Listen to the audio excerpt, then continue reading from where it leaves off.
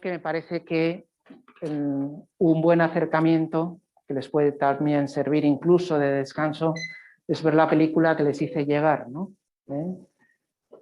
Sabiendo eso, que es una película financiada, perdón, por la Confederación Luterana Mundial, ¿no? Bien, entonces habíamos visto que es una personalidad rica, genial, controvertida, polémica, con una gran capacidad de inspiración, una inspiración netamente religiosa, no exenta de ciertos contrastes. Esto se puede ver sobre todo en las conversaciones de sobremesa. Las Tischreden son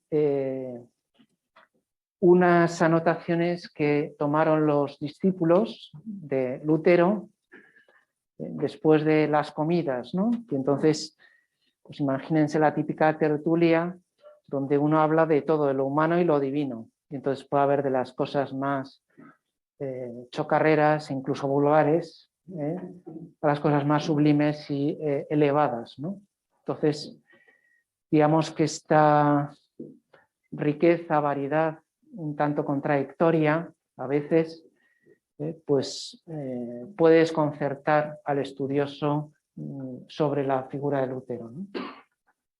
De hecho, el título que se le ha dado es el de Doctor Hyperbolicus.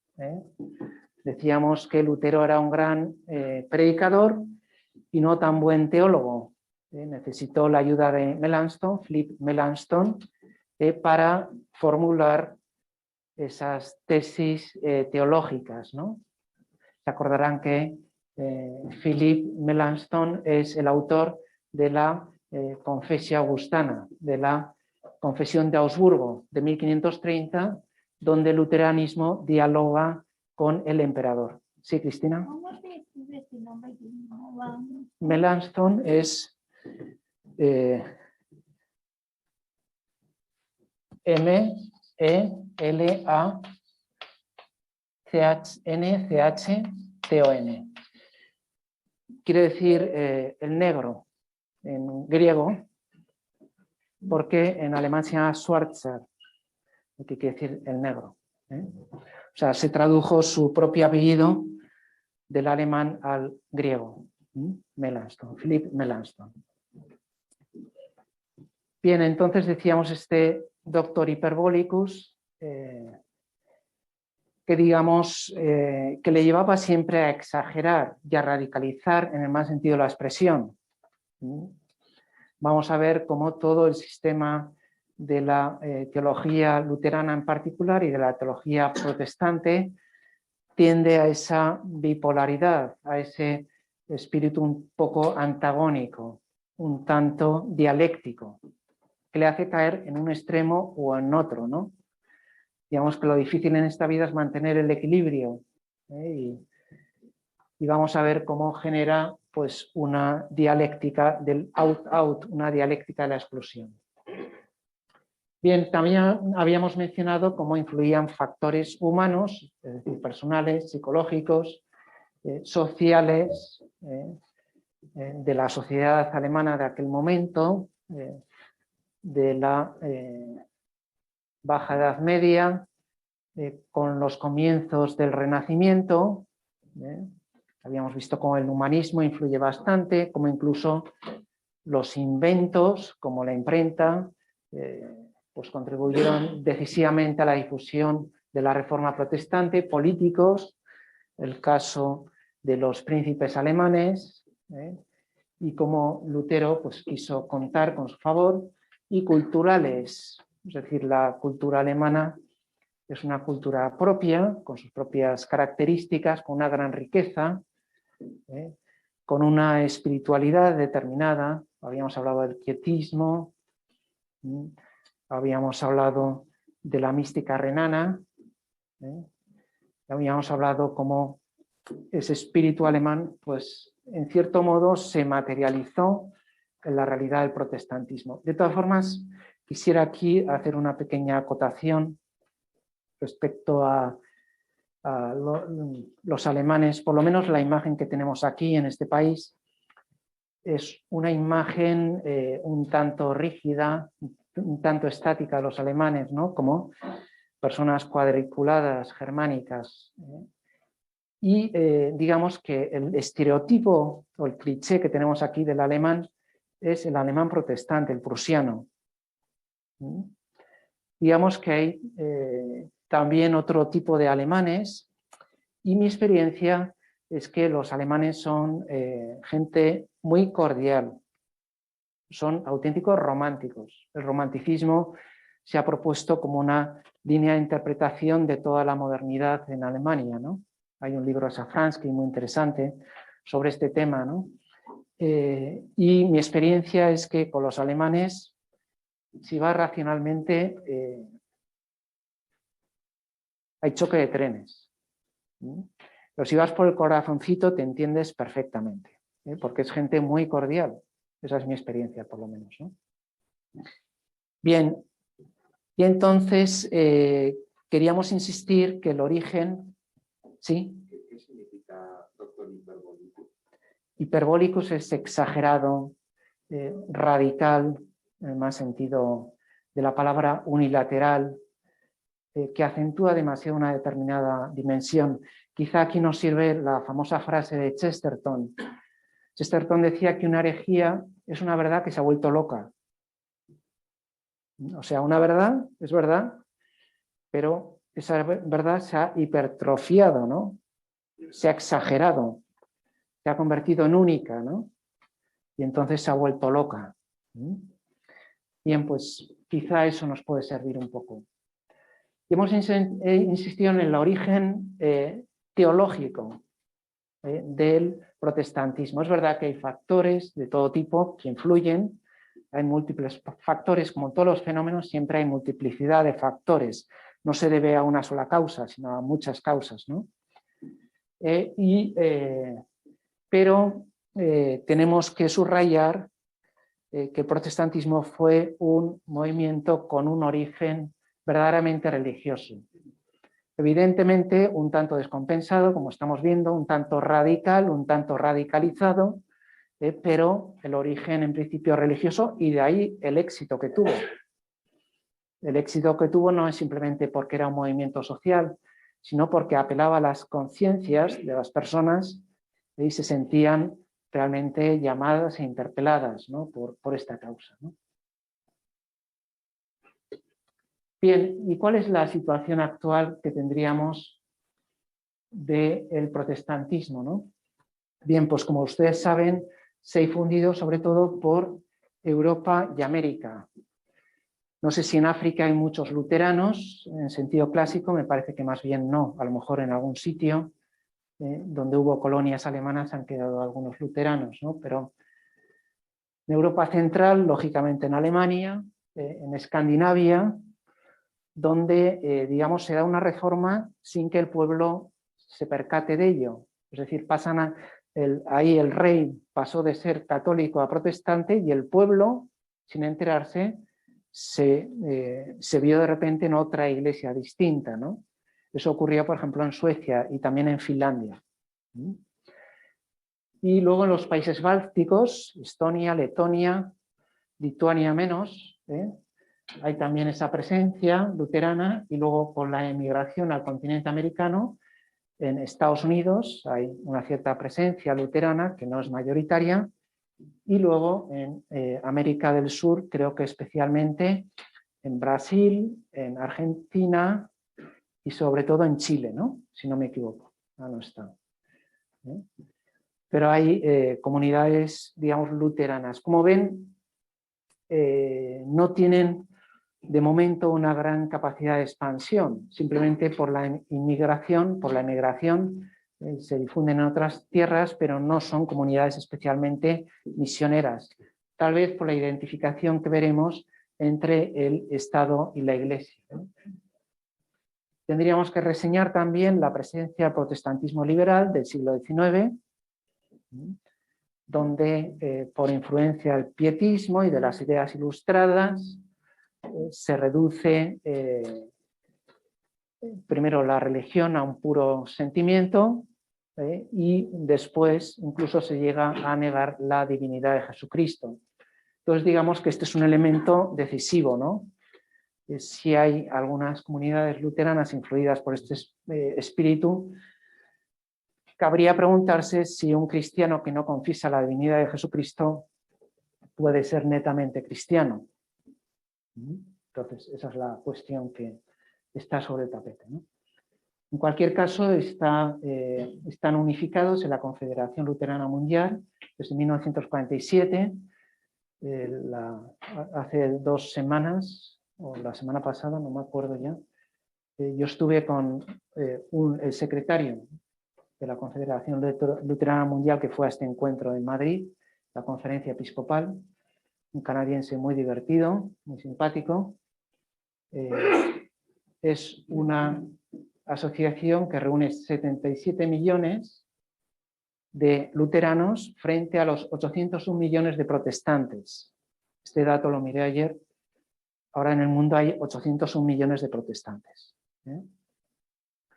O sea que digamos que es una iglesia histórica, muy vinculada a determinadas naciones, a estados confesionales, como pueden ser en su origen Alemania, los estados protestantes de Alemania o los países escandinavos, y que después, digamos, con la ruptura de esa identidad entre Estado e Iglesia, bueno, pues han evolucionado de distintas maneras, ¿no?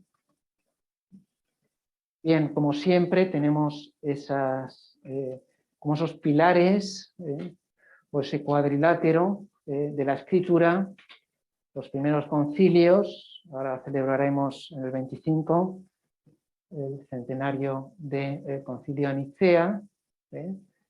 Puede ser pues, un punto de partida en común, una plataforma común. La confesio augustana, la confesión de Augsburgo. En algunos casos, otros hablan del catecismo de Heidelberg, dependiendo con quién, ¿no?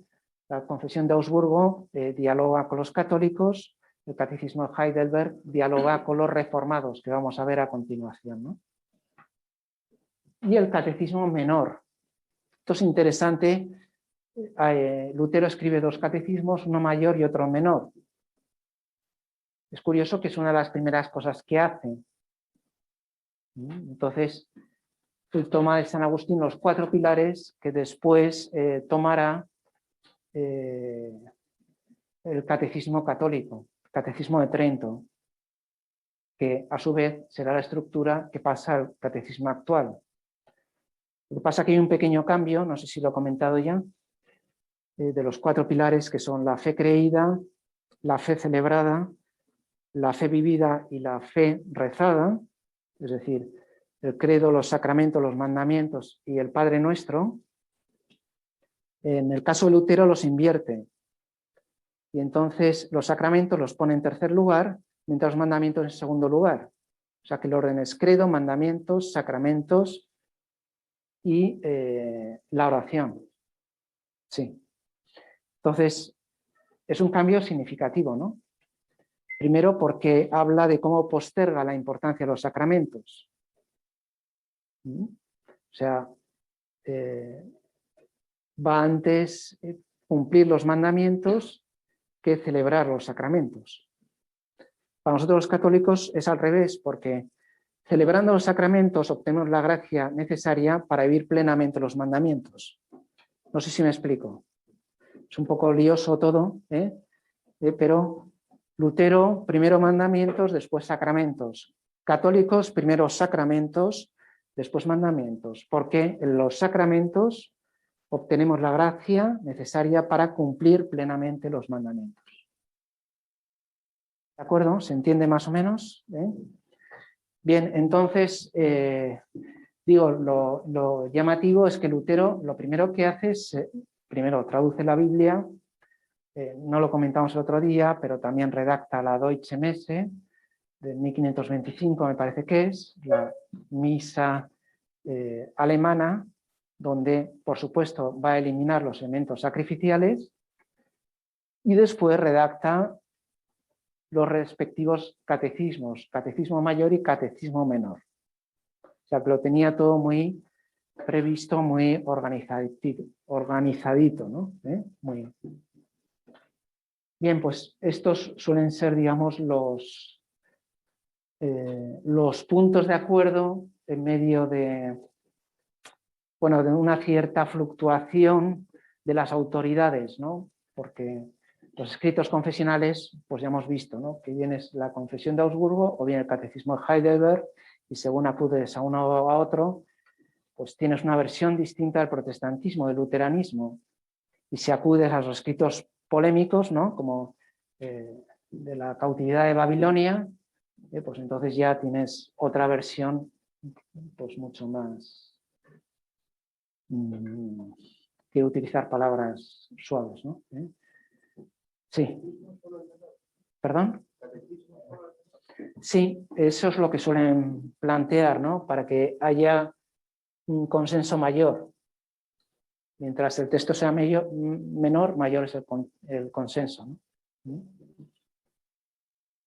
Bien, y aquí tenemos a unos luteranos, yo creo que es la familia real sueca, con eso, sí, aquí un lapón, ¿no? Y aquí tenemos los obispos y las obispas, ¿no? Hoy que es el Día Mundial de la Mujer, pues... Bien, vemos que esto plantea problemas eclesiológicos que la Iglesia Católica resuelve de un modo distinto, ¿no?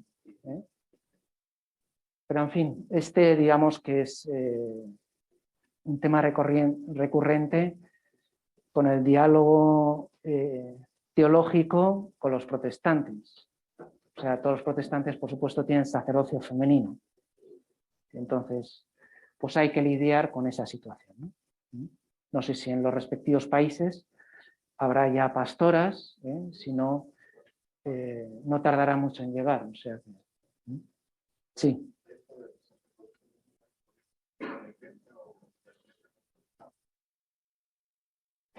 Hombre, uno podría pensar que hay una cierta animosidad. Yo prefiero no pensar así. Yo creo que hay una incorrecta comprensión de lo que es el ministerio. O sea, yo siempre suelo resolverlo, es lo que me sirve a mí, ¿no? No sé si les servirá a ustedes. Si el sacerdocio es ministerio, entonces no se trata de adquirir una cota de poder. Y siempre cito el final del documento Ordinatio Sacerdotalis, ¿no? De Juan Pablo II, donde dice que la persona más importante de la Iglesia, después de Cristo, es una mujer. No es ni el Papa, ni los obispos, ni los sacerdotes, ni siquiera los diáconos, ¿no? La persona más importante después de Cristo es María.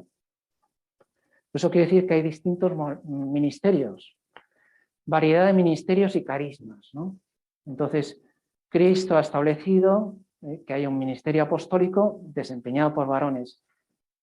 Sinceramente, para mí esto es un tanto misterioso, porque precisamente los varones, los apóstoles, no fueron un ejemplo de fidelidad en todo momento, las mujeres sí. Sin embargo, él ha querido establecer esa distinción de ministerios, ¿no? Digo, lo que se trata es de servir. Creo que si planteamos esta cuestión en cotas de poder, pues entonces, lógicamente, ¿por qué no van las mujeres a desempeñar o ejercer el ministerio sacerdotal, ¿no? Pero si lo planteamos en clave de servicio, como hay distintos modos de servir en la Iglesia, un modo de servir es como María, y otro modo de servir es dentro del sacerdocio. Y después hay otros carismas y otros ministerios en la Iglesia que si se integran y se conjugan entre sí, pues yo creo que si se armonizan, pues se contribuye a la misión universal que tiene toda la Iglesia. Entonces, cuando esto, yo me acuerdo, perdón que haga una referencia personal, a mí me pasó, esto fue en Berlín, lo he contado ya, lo de un profesor de Berlín, no lo he contado, yo es que me repito mucho, entonces, pues yo fui a Berlín 10 días a recoger material sobre este tema, sobre el ministerio. Y entonces la profesora Reinhardt, que está ya jubilada, emérita, pues me dio la dirección de un profesor de ahí de Berlín. Entonces yo le escribí, a ver si sonaba la flauta, y el tipo me contestó invitándome a cenar. Yo estaba asombrado, ¿no? Un catedrático luterano, alemán, prusiano, que invita a cenar. Entonces cuando llegué, pues efectivamente entendí todo, porque el catedrático era un tipo calvo, con un arete que en aquella época no era tan frecuente, y nada, y estuvimos ahí hablando, cenando, y al final apareció su mujer. Y entonces me hizo la pregunta del millón: ¿qué hay del sacerdocio femenino? Entonces yo le dije esto: después de Cristo, la persona más importante es una mujer y es María y tal. Y ella se quedó como entre bloqueada y asombrada, ¿no? Y ya no insistió, ¿no? Como sorprendida de la importancia que tenía la mujer en la Iglesia. Y bien, pues a lo mejor es una vía argumental que puede ser interesante, ¿no? Y bien, de hecho, hay un polaco que hizo una tesis muy bonita sobre la mariología en el diálogo católico-anglicano, en este caso. Y saca ahí consecuencias muy interesantes al respecto, ¿no? Bien, no sé. Sí, Cristina. Pues yo estaba pensando que quizás una de las cosas que tienen los protestantes, que puesto que piensan que el sacerdocio ministerial no sea en verdad distinto del sacerdocio común de los bautizados, y pues hombres y mujeres todos tienen el sacerdocio común, quizás por ello no tienen una dificultad teológica para cumplir este ministerio a mujeres, porque puesto que no es una cosa verdaderamente distinta, ¿no? Sí, muy oportuna la observación de Cristina, que la repito porque no... como Lutero lo que hace es redescubre el sacerdocio común, pero olvidando el ministerial. Ya habíamos dicho que Lutero empieza a ordenar a los pastores por parte de un presbítero. Entonces ahí hay una serie de consecuencias ontológicos sacramentales importantes, ¿no? O sea, lo positivo, la buena noticia, es lo que decíamos de la radicalización de Lutero, del hiperbólicus, que preguntaba Jesús, ¿no? Pues él destaca mucho el sacerdocio común, pero se olvida el ministerial. Entonces, claro, dentro de esa igualdad fundamental de todos los fieles, pues bueno, entonces el pastor es alguien designado por la comunidad para hacer cabeza. Digamos, no hay una institución divina, no hay una voluntad divina. Bueno, esto en los diálogos teológicos no está tan claro, pero digamos que de un modo simple y sumario podríamos decirlo así, ¿no? Entonces, bueno, si lo designa la comunidad, puede designar a un hombre o una mujer.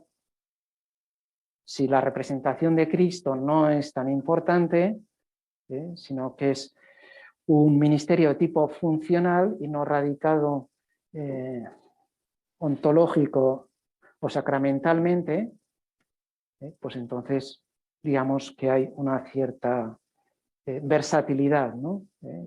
Una cierta indiferencia, ¿no? Entre si es un hombre o una mujer. Pero la observación es muy interesante, ¿no?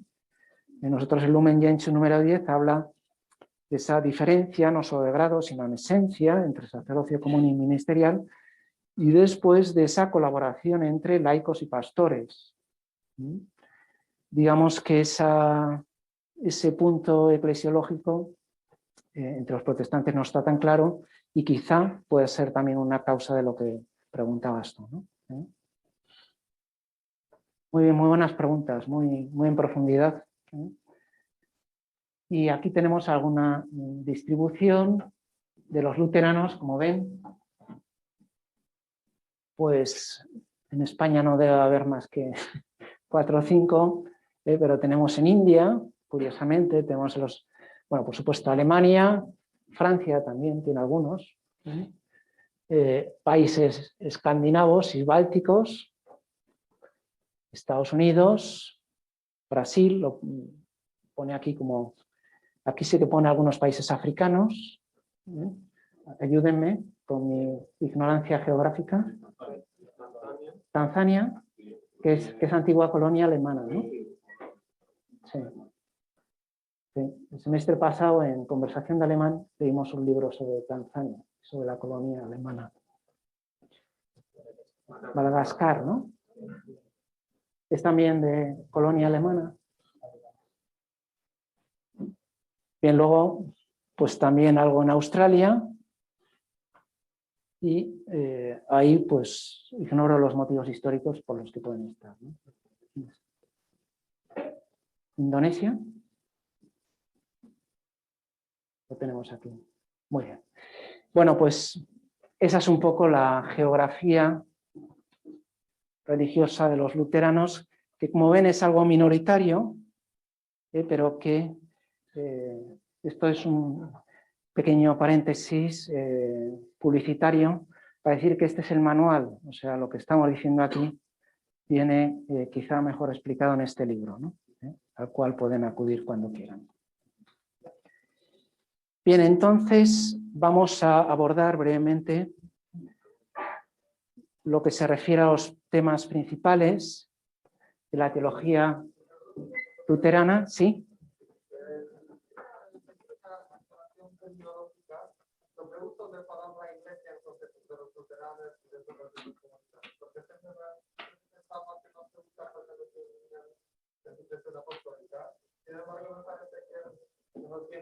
Sí. Sí, la diferencia entre iglesias y comunidades eclesiales, ¿no? Sí, creo que es una pregunta muy oportuna. Digamos que según el concilio, el capítulo 3, Unitatis Reintegratio, está muy clara la diferencia entre iglesias y comunidades eclesiales, ¿no? Las iglesias son aquellas que tienen la sucesión apostólica, Unitatis Reintegratio 22, mientras aquellas que han perdido la sucesión apostólica, la sucesión histórica, serían más comunidades eclesiales, que tienen algunos elementos, como la escritura y el bautismo, pero les falta el ministerio y, por lo tanto, el resto de los sacramentos, ¿no?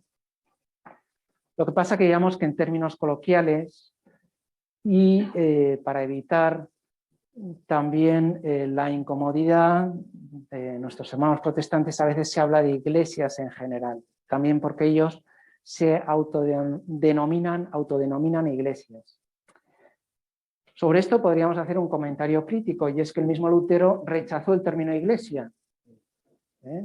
Rechazó Kirche, lo veremos más adelante, y prefiere el término Gemeinde, es decir, comunidad.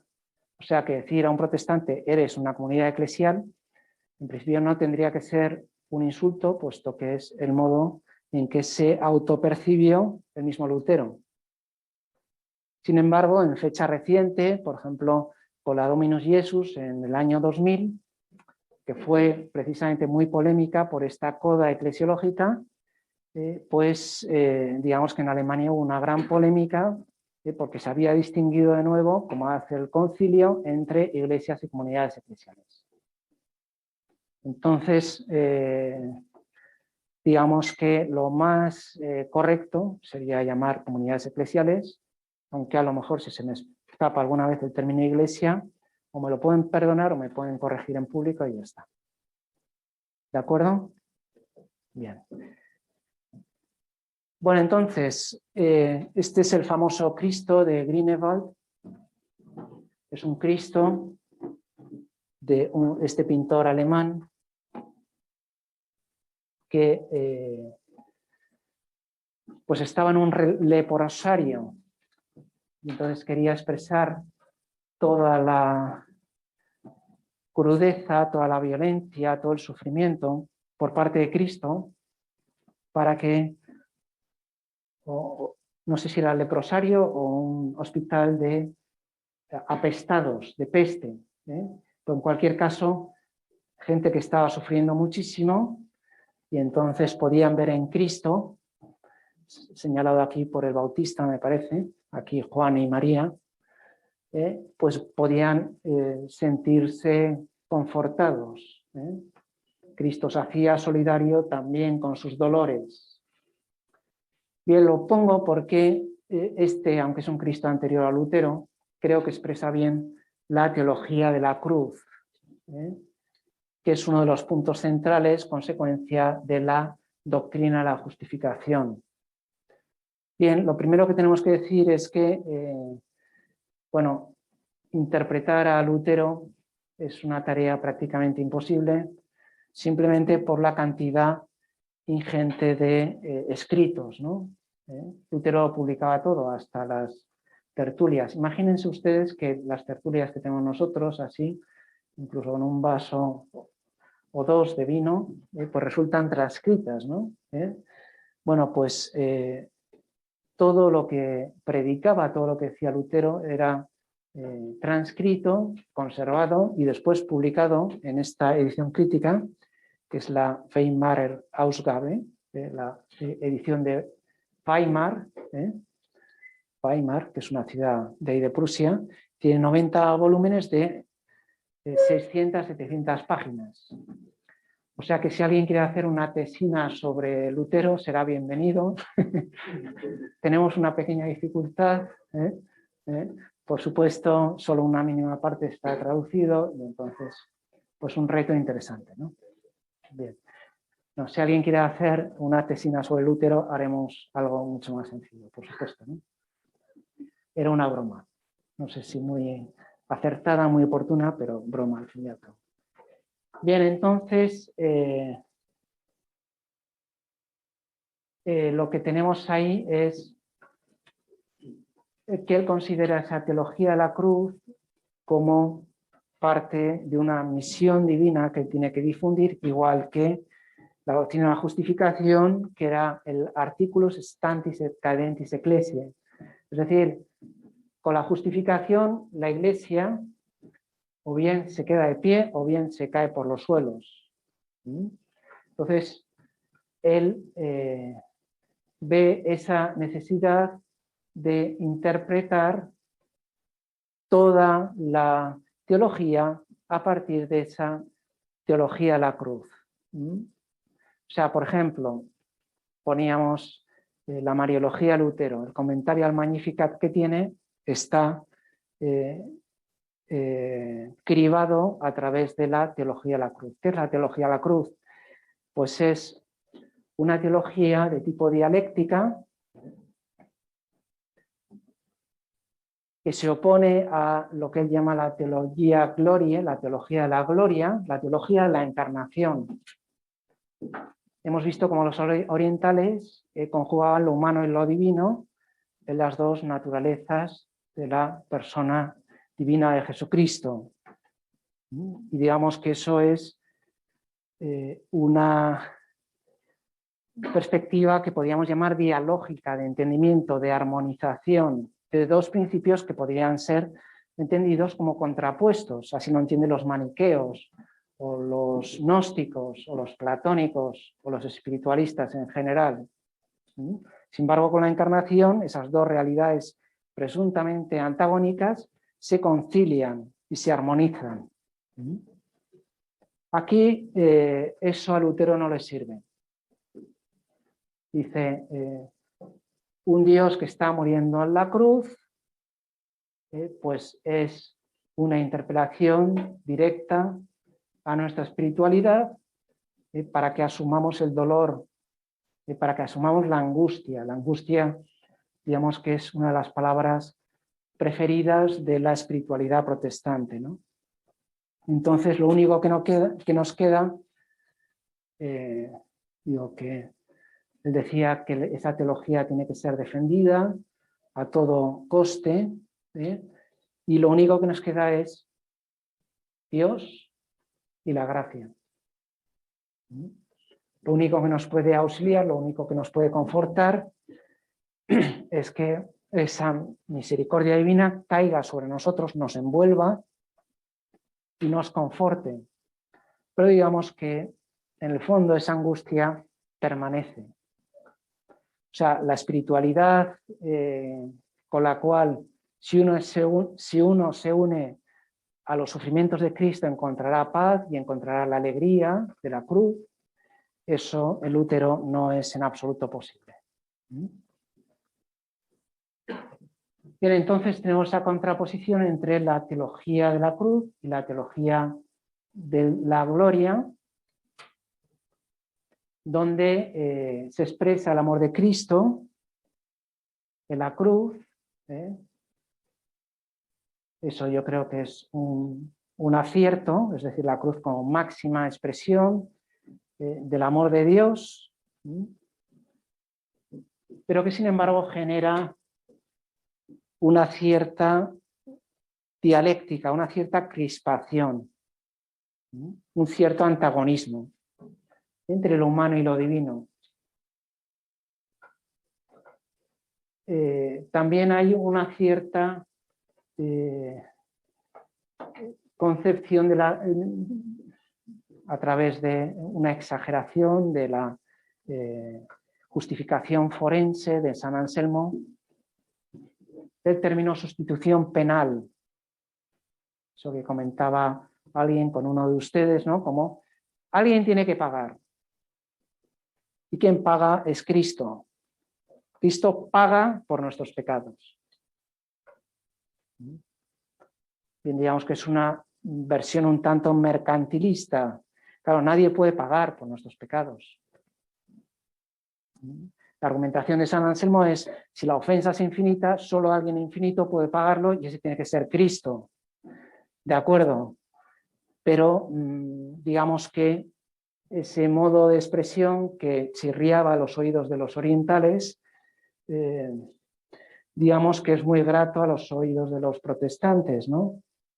Y entonces la imagen de Moltmann de cómo Jesucristo, la cruz de Cristo, es una especie de pararrayos que aplaca la ira del Padre.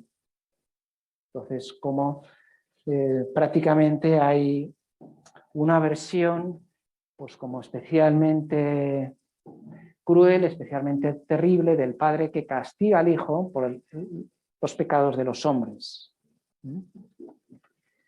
Bien, esto tendrá consecuencias en el mundo, lo que se refiere a las relaciones entre Iglesia y Estado, los dos reinos que son distintos, pero que proceden de un mismo origen y que entonces no se puede evitar unos ciertos solapamientos, unos ciertos entrecruzamientos.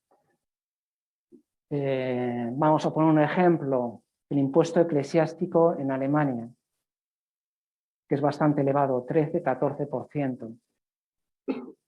Que lo cobra el Estado y además es un impuesto añadido a los impuestos habituales. Consecuencia, pues cada año se dan de baja de la Iglesia Católica y de la Luterana más de 100.000 personas. ¿Por qué? Porque si tú no quieres pagar ese impuesto, la consecuencia es que te tienes que salir de la Iglesia, tienes que abjurar, tienes que apostatar de la fe. Una apostasía formal, de ir al obispado y decir que me borren, ¿no?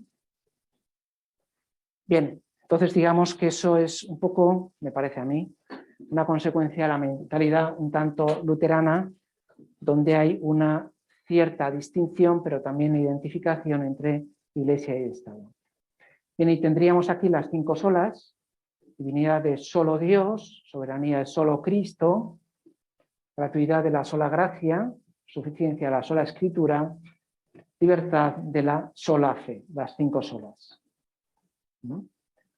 Y habrá también una serie de consecuencias de las relaciones entre Dios y el mundo, que veremos quizá más adelante.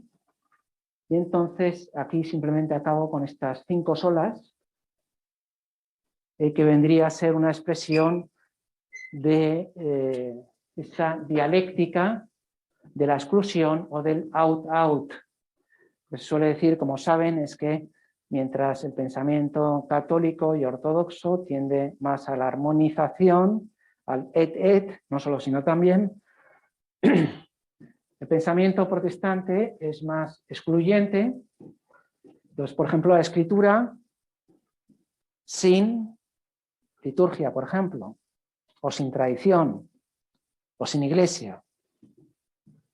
La sola fe, sin obras, sin caridad.